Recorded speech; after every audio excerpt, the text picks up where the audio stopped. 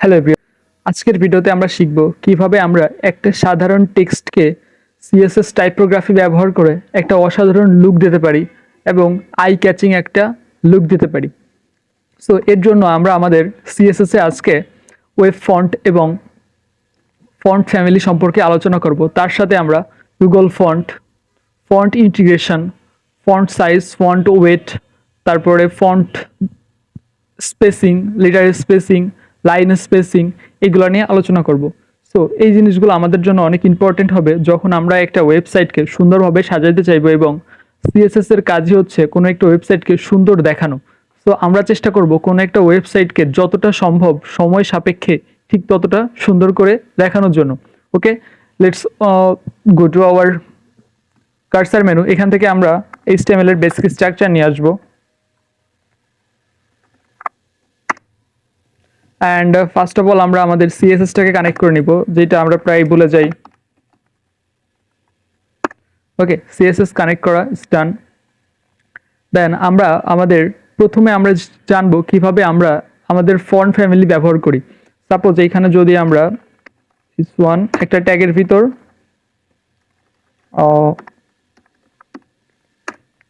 লরেমের কিছু ওয়ার্ড দিই, দেখেন আমাদের কিছু ওয়ার্ড চলে আসছে। এখন এই ওয়ার্ডগুলা বিভিন্ন স্টাইলে লেখা আছে, এই ওয়ার্ডগুলো একটা স্টাইলে লেখা আছে, যেমন এখানে দেখতে কেমন লাগতেছে দেখেন। যখন আমরা চেঞ্জ করব তখন আমরা বিষয়টা বুঝতে পারবো।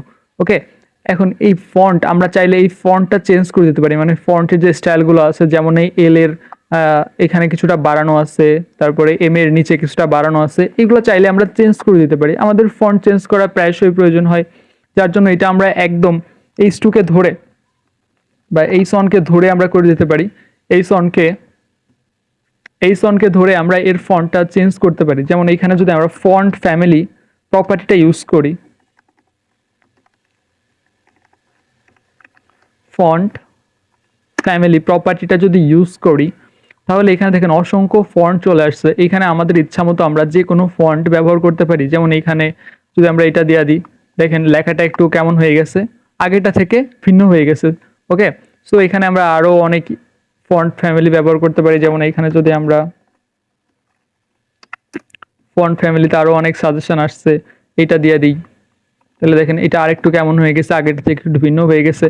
এখন আমরা তো এইগুলো আমাদের সিএসএস এর যে ডিফল্ট ভ্যালুগুলো আছে এইগুলা ব্যবহার করে আমরা আমাদের ফন্ট স্টাইল করতেছি, কিন্তু আমরা চাচ্ছি আমাদের ওয়েবসাইট থেকে আমরা কোনো ফন্টকে আমাদের ওয়েবসাইটের থেকে কোনো ফন্টকে আমাদের নিজেদের কাস্টমাইজ ওয়েবসাইটে ব্যবহার করার জন্য। এই জন্য আমাদের বাইরে থেকে আমরা ফন্ট নিয়ে আসতে পারি। যেমন তার জন্য পপুলার কিছু ওয়েবসাইট হচ্ছে গুগল ফন্ট, এমন অনেক ধরনের ওয়েবসাইট আছে যেখান থেকে আমরা ফন্টগুলা নিয়ে আসতে পারি। সো আমরা আজকে দেখবো আমরা গুগল ফন্ট থেকে কিভাবে ফন্ট ইন্টিগ্রেশন করতে পারি, কিভাবে আমরা একটা ফন্ট আমাদের ওয়েবসাইটে ব্যবহার করতে পারি, এইগুলা দেখবো। সো এটার জন্য আমরা প্রথমত আমাদের একটা ব্রাউজারে চলে যাব। ওকে, এটা আমাদের ব্রাউজার চলে এসেছে। ব্রাউজার থেকে আমরা Google font, okay Google font যদি আমরা সার্চ করি, আমাদের প্রথমে যে ওয়েবসাইটটা আসবে এই ওয়েবসাইটে ঢুকবেন। অ্যান্ড এইখান থেকে এখানে অনেক ফন্ট আছে। এই ফন্ট চাইলে আমরা যেটা আমাদের প্রয়োজন বা যেটা আমরা নিতে চাচ্ছি আমরা সেটা সিলেক্ট করতে পারি। দেখেন এখানে অনেক ফন্ট আছে। এই ফন্টগুলোর ভিতর সাপোজ আমরা এখান থেকে একটা ফন্ট নিব, আমাদের এই ফন্টটা যদি আমরা নিতে চাই, তাহলে আমাদের প্রথমে গেট ফন্টে ক্লিক করতে হবে। অ্যান্ড আপনারা একটু মনোযোগ দিয়ে দেখেন, এই ক্ষেত্রে এখানে আছে গেট এমডেড। এখন দেখেন আমরা দুইভাবে আমাদের ফন্ট আমাদের ওয়েবসাইটে ব্যবহার করতে পারি। একটা হচ্ছে সিএসএস এর মাধ্যমে, আর একটা হচ্ছে লিঙ্কে মানে এইচটিএমএল এর মাধ্যমে। সো আমি আপনাদের এইচটিএমএল এর থেকে নেওয়াটাই প্রেফার করব, কারণ এখান থেকে নিলে আমাদের অনেক ফাস্ট কাজ করে, যেহেতু আমাদের ওয়েবসাইট থেকে আমাদের ফন্টটা নিতে হচ্ছে। সো এটা লোড হওয়ার একটা ব্যাপার আছে। সো আমি প্রেফার করব আপনারা এইচটিএমএল এর যে লিঙ্ক ট্যাগ দিয়ে যে ফন্টটা নেওয়া যায় এই ফন্টটা এইভাবে নেবেন। সো তার জন্য আমরা এইভাবে লিঙ্কে ক্লিক করব। অ্যান্ড এইখানে দেখেন লিঙ্ক থেকে এই পর্যন্ত নিচেরটুকু না, শুধু এই উপরেরটুকু আমরা কপি করব, কন্ট্রোল-C দিয়া কপি করব। অ্যান্ড আমাদের ওয়েবসাইটে গিয়া আমাদের যেভাবে আমরা লিঙ্ক করতাম, আমাদের সিএসএস কে লিঙ্ক করতাম, সেইভাবে আমাদের হেড ট্যাগের ভিতর আমরা এখানে আমাদের যেটা আমরা কপি করে আনছি সেটা আমরা পেস্ট করে দিব। এটা একটা আলাদা দেখানোর জন্য আমরা আলাদাভাবে একটু লিখছি। ওকে, এটা আমরা আলাদাভাবে পেস্ট করে দিছি। অ্যান্ড এখন এখানে তাইলে আমাদের কি হয়েছে, আমাদের এই ওয়েবসাইটটার সাথে আমাদের যে আমরা যে প্রজেক্ট করতেছি বা আমাদের এই এইচটিএমএলটা কানেক্ট হয়ে গেছে। এখন আমরা চাইলে এখানের ফন্টগুলো ব্যবহার করতে পারি। যেমন এখানে দেখেন এই যে আমাদের সিএসএস এর ভিতর আমরা যে এই পপিংস এই ফন্টটা যদি আমরা ব্যবহার করতে চাই, তাহলে এই ফন্ট ফ্যামিলি সহ এইটুকু যদি আমরা কপি করে আমাদের ওয়েবসাইটে ব্যবহার করি, তাহলে দেখেন আমাদের ফন্ট কিন্তু চেঞ্জ হয়ে গেছে। আমাদের ফন্ট আগেরটা একটা ছিল, এখন একটা হয়ে গেছে। দেখুন এটা যদি আমরা কমেন্ট করে দিই, কমেন্ট করার জন্য কন্ট্রোল প্লাস কোশ্চেন মার্ক চাপ দিলে আমাদের এটা কমেন্ট হয়ে যাবে। মানে এটা কোনো কাজে লাগবে না, জাস্ট কমেন্ট আকারে থাকবে। কমেন্ট এখানে এটা কোনো কাজ করবে না, জাস্ট লেখা আছে। এটা আমরা দিয়ে দেখি, দেখেন আমাদের কেমন ছিল, এমন ছিল। বাট যখনই আমরা আবার কমেন্টটা উঠাই নিচ্ছি তখন আমাদের ফন্ট কেমন হয়ে যাচ্ছে। ওকে, আই হোপ আপনারা বুঝতে পারছেন। এটা ছিল আমাদের গুগল বা বাইরে থেকে ফন্ট নিয়ে আসা। এরপরে আজকে আমরা আরও কিছু ব্যাপার নিয়ে কথা বলবো। যেমন গতকালকে এই বিষয়টা নিয়ে কথা বলছিলাম, ফন্ট ওয়েট। ফন্ট ওয়েট নিয়ে আমরা কথা বলবো। ফন্ট ওয়েটের ভিতর কি আছে, ফন্ট ওয়েটের ভিতর আমরা এখানে অনেক দেখেন ভ্যালু আছে। ফন্ট ওয়েটের ভ্যালুগুলো কিন্তু পিক্সেল দিয়ে প্রকাশ করতে হয় না। ফন্ট ওয়েটের ভ্যালুগুলো আমরা 100, 200, 300, 400 এইগুলা দিয়ে প্রকাশ করি। আর প্রকাশ করি কি বোল্ড, বোল্ডার, লাইটার। যদি আমরা লাইটার দিই তাহলে দেখেন এইগুলো একটু চিকুন হয়ে গেছে, লাইট ওয়েটের হয়ে গেছে। আবার এখানে যদি আমরা বোল্ড দিয়ে দিই তাহলে দেখেন এইগুলো আমাদের আবার মোটা হয়ে গেছে বা এগুলো একটু ওয়েট বেড়ে গেছে। এখন যদি আমরা এখানে 300 দেই তাহলে দেখেন চিকুন হয়ে গেছে। এখন আরেকটু যদি 400 দেই তাহলে আরেকটু মোটা থাকবে।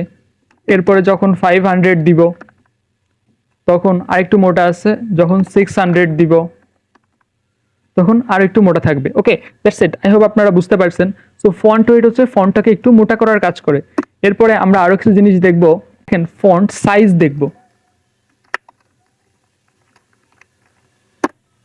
ফন্ট সাইজ, এই ফন্ট সাইজ আমরা পিক্সেল হিসেবে ব্যবহার করতে পারি। যেমন এখানে যদি আমরা 20 পিক্সেল দিয়ে দিই তাহলে এই ফন্ট ছোট হয়ে গেছে। এখন আমরা এখানে শুধুমাত্র পিক্সেল ব্যবহার করতে পারি এমন না, আমরা এখানে যদি আমাদের সাপোজ আমরা অনেক বড় একটা ফন্ট দিতে যাচ্ছি, সেই ক্ষেত্রে আমরা কি করতে পারি, আমরা পিক্সেলের পরিবর্তে আরইএম ব্যবহার করতে পারি। আরইএম, এখন দেখেন 20 আরইএম মানে হচ্ছে অনেক বড়। এখন 20 আরইএম আমাদের পিক্সেলের হিসাবে হচ্ছে 1 আরইএম, এটা সমান সমান হচ্ছে 1 আরইএম সমান 16 পিক্সেল। 16 পিক্সেল, 16 পিক্সেল, বোঝা গেছে? সো 1 আরইএম সমান হচ্ছে 16 পিক্সেল। তাহলে 1 আরইএম সমান 16 পিক্সেল হলে এইটা 2 আরইএম সমান 32 পিক্সেল। এইভাবে আমরা হিসাব করে করে করতে পারি। যখন আমাদের অনেক বেশি বড় ভ্যালু ব্যবহার করতে হবে তখন আমরা সেই ক্ষেত্রে আরইএম ব্যবহার করব। সো আরইএম ব্যবহার করাটা প্রফেশনাল, আপনারা চাইলে এরপরে আরইএম ব্যবহার করতে পারেন। সো এখানে আমরা যদি আরইএম ব্যবহার করি তাইলে আপনারা বলতে পারেন যদি আমরা 10 আরইএম দিতে চাই তাহলে আমরা এখানে হিসাব করে বা আন্দাজ করে এখানে 0.6 আরইএম মানে 8 পিক্সেল, এটা আমরা দিতে পারি। আবার এখানে দেখেন যদি 7 পিক্সেল দিই তাহলে মোটামুটি 10 পিক্সেলের কাছাকাছি আসতে পারে। 0.7 আরইএম মানে প্রায় 10 পিক্সেলের মতো হইতে পারে। আমরা হিসাব করে দিব বা আমরা বুঝে দিব। ওকে, আই হোপ আপনারা বুঝতে পারছেন। সো এখানে যদি আমরা 1 আরইএম দিয়ে দিই তাহলে এটা কিছুটা বড় হয়ে গেছে। ওকে, আই হোপ আপনারা বুঝতে পারছেন। সো আমরা পিক্সেল ইউজ না করে আমরা এখানে আরইএম ব্যবহার করতে পারি। এছাড়া আরও আমাদের অনেক ভ্যালু আছে যেগুলো আমাদের ওইভাবে কাজে লাগে না, আমরা এই দুইটাই বেশি ব্যবহার করবো। সো এই দুইটা শিখে রাখাই ভালো। এরপরে আমরা আরেকটা অ্যাট্রিবিউট নিয়ে কথা বলবো বা আরেকটা প্রপার্টি নিয়ে কথা বলবো। এই প্রপার্টিটার নাম হচ্ছে লেটার স্পেসিং। দেখেন লেটার স্পেসিং মানে হচ্ছে এই যে প্রতিটা ওয়ার্ডের বা প্রতিটা লেটারের ভিতর কতটুকু ফাঁকা আছে, এই ফাঁকাগুলোকে বলে লেটার স্পেসিং। যেমন LOREM এইগুলোর ভিতর দেখেন কতটুকু ফাঁকা আছে। এখানে যদি আমরা 2 পিক্সেল দিয়ে দেই একটু ফাঁকা বেশি হয়ে যাচ্ছে, একটু ফাঁকা ফাঁকা মনে হচ্ছে যে এটার জন্য একটু বেশি ফাঁকা মনে হচ্ছে। এখন যদি এইখানে আমরা 4 পিক্সেল দিয়ে দিই তাহলে দেখেন অনেক বেশি ফাঁকা মনে হচ্ছে, লেখাগুলো কেমন হয়ে গেছে, অনেক বেশি ফাঁকা ফাঁকা হয়ে গেছে। Okay, so letter spacing I hope আপনারা ক্লিয়ার। যখন কোনো একটা জায়গায় জায়গা কম থাকবে বা কোনো একটা লেখার ভিতর বা কোনো একটা লেখাকে কোনো একটা স্পেসিফিক স্থানে বা কোনো একটা স্পেসিফিক প্লেসে প্লেসড করতে হবে আমাদের, এমন যদি আমাদের কখনো আসে সামনে, তখন আমরা লেটার স্পেসিংটা চাইলে 1 করে দিতে পারি বা কমাই দিতে পারি। এইখানে দেখেন -1 যদি আমরা দিই তাহলে একদম গায়ের সাথে ঘেঁষা ঘেঁষা হয়ে যাচ্ছে। সো যদি আমাদের কখনো এমন প্রয়োজন হয় আমরা লেটার স্পেসিং ব্যবহার করতে পারি। ওকে, বাট আমাদের আরেকটা ভ্যালু আছে, আরেকটা প্রপার্টি আছে, সেটা লাইন হাইট। এরপরে আমাদের আরেকটা ভ্যালু আছে লাইন হাইট। লাইন হাইট কিভাবে কাজ করে দেখেন, এই যে একটা লাইন থেকে আরেকটা লাইন কতটুকু দূরত্বে আছে, এইগুলো আমরা লাইন হাইট দিয়ে ব্যবহার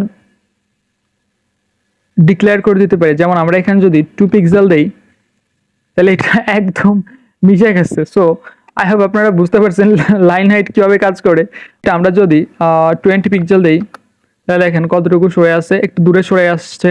এখন এখানে যদি আমরা 25 পিক্সেল দিই তাহলে আরেকটু দূরে সরে আসছে। এখানে যদি আমরা 29 পিক্সেল দিই তাহলে লাইনগুলো আরেকটু স্কেপ হয়ে গেছে। এই যে জায়গাটা বা ফাঁকাটা তৈরি হচ্ছে, এই স্পেসটা আমরা লাইন হাইট দিয়ে কন্ট্রোল করতে পারি। ওকে, আই হোপ আপনারা ক্লিয়ার। এরপরে আমরা আরেকটা প্রপার্টি দেখতে পারি, সেটা হচ্ছে টেক্সট শ্যাডো। শ্যাডো মানে কি? শ্যাডো মানে হচ্ছে ছায়া।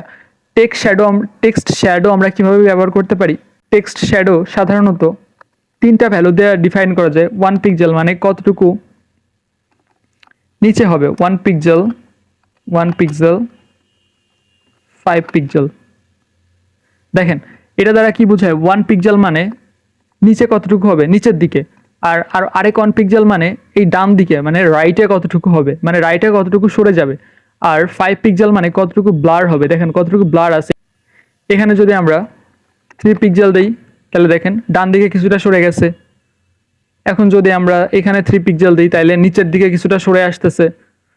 ওকে, এখন যদি আমরা এখানে আমাদের ব্লার কতটুকু হবে, ব্লার যদি আমরা 10 পিক্সেল করে দিই তাহলে অনেকটা ব্লার হয়ে গেছে। এখন দেখতে মোটামুটি একটু স্টেবল বা সুন্দর লাগতেছে। ওকে, আই হোপ আপনারা ক্লিয়ার। এই যে আমাদের লাইনের ভিতর যে কালো কালো নিচে, এটা মনে হচ্ছে এই লেখাগুলা কিছুটা ভেসে আছে বা কিছুটা দেখতে সুন্দর লাগতেছে। এই ইসের জন্য শ্যাডো, এই টেক্সট শ্যাডোর জন্য আমাদের এমন মনে হচ্ছে। সো এটা চাইলে আমরা একটু কমাই দিতে পারি। সো এখানে আমরা যদি 5 পিক্সেল দিয়ে দিই তাইলে দেখতে আরো সুন্দর লাগবে। যদিও বেশি সুন্দর লাগতেছে না, কারণ এগুলো বেশি দূরে দূরে হয়ে গেছে। আই হোপ আপনারা বুঝতে পারছেন। ওকে, দ্যাটস ইট। এইভাবে আমরা আমাদের লাইন হাইট, তারপরে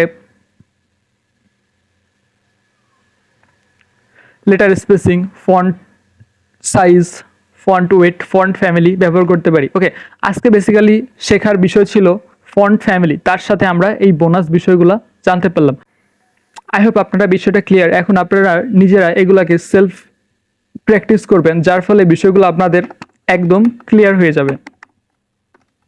আই হোপ আপনারা বুঝতে পারছেন। সো এইগুলা নিজেরা এখন একটু ট্রাই করবেন। এই বিভিন্ন ধরনের ফন্ট ফ্যামিলি নিজেরা নিয়ে আসিয়া একটু চেষ্টা করবেন যে কোন ফন্ট ফ্যামিলিটায় লেখাটা কেমন হয়। এমন অনেক ফন্ট ফ্যামিলি আছে যেগুলো আপনারা ব্যবহার করতে পারবেন। আমাদের সিএসএস এ বাই ডিফল্টভাবে কিছু থাকে, আর আপনারা যদি চান বাইরে থেকেও, গুগল ফন্ট থেকেও এই ফন্ট ফ্যামিলিগুলো আনতে পারবেন। আই হোপ আপনারা ক্লিয়ার। আজকে আমাদের ভিডিও এই পর্যন্ত থাকতেছে। নেক্সট ভিডিওতে আমরা আরও ইন্টারেস্টিং কোনো এক টপিক নিয়ে আলোচনা করব। Thanks for watching. দেখা হচ্ছে পরের ভিডিওতে।